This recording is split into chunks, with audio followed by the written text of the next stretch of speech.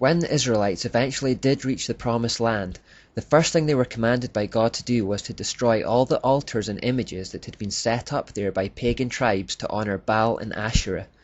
Once more we see an assistance from God that their camp is kept clean. Holiness is paramount. The fate of the world is resting on these people. Instead of doing so, they ended up turning their back on God and worshipping the idols again. The lure of the gods that surround them and the culture in which they have been steeped keeps polluting and sidetracking God's people, and God is constantly disciplining them and drawing them back into Him.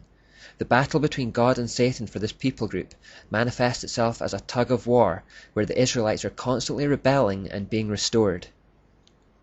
The determination of Satan to destroy the relationship the Jews have with God throughout the Bible is very clear. They were, after all, fast becoming the last barrier between him and total domination. He wasn't about to leave them alone. And at this point I want to introduce you to an absolutely vital point which will develop in the following parts. I call it Satan's Plan A and Plan B, and it crops up constantly, so we really need to get a hold of it. What Satan wants above everything else is domination or control. Now there are two ways to achieve this. One way is considered the feminine way, which is employed in a position of weakness. It's called manipulation. If women are to attempt to control their husbands or anyone else, this is generally how they do it, through tears, hurt feelings, emotional blackmail, etc. The second way of achieving domination is considered the masculine way, and it's employed when in a position of strength, and it's through violence or intimidation. This is generally how men control people, by threatening them with their strength.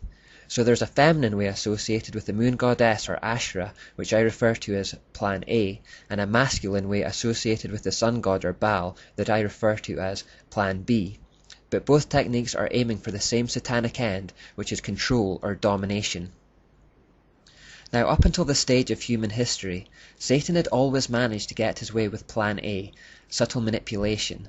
He appealed to the pride of the angels, and a third followed him. He appealed to the pride of Adam and Eve, and the same thing happened. After the flood, he managed to influence Nimrod and Semiramis, and satanic polytheism began filling the earth. He must have felt pretty pleased with himself, because in the time period between Adam and Moses, human beings had actually been very easy pickings for him. He'd been able to sway pretty much whoever he wanted, whenever he wanted, without much resistance at all. He never had to go to war against humans in an overt sense. He'd merely appealed to their vanity and offered them the world. In the face of that offer, they had buckled every time. Some more examples of this. When the Muslim prophet Muhammad first established Islam, his initial approach to the Jews was the same. Muhammad tried to be subtle about introducing his false religion into their midst. He claimed he served the same God as them and was a prophet. This was Plan A. When the Jews rejected his claims, he turned violent against them and was hell-bent on their destruction for the rest of his days, and this was Plan B.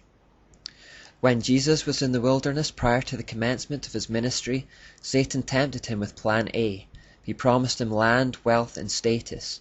When Jesus turned him down, Satan saw to it that he was crucified. This was Plan B.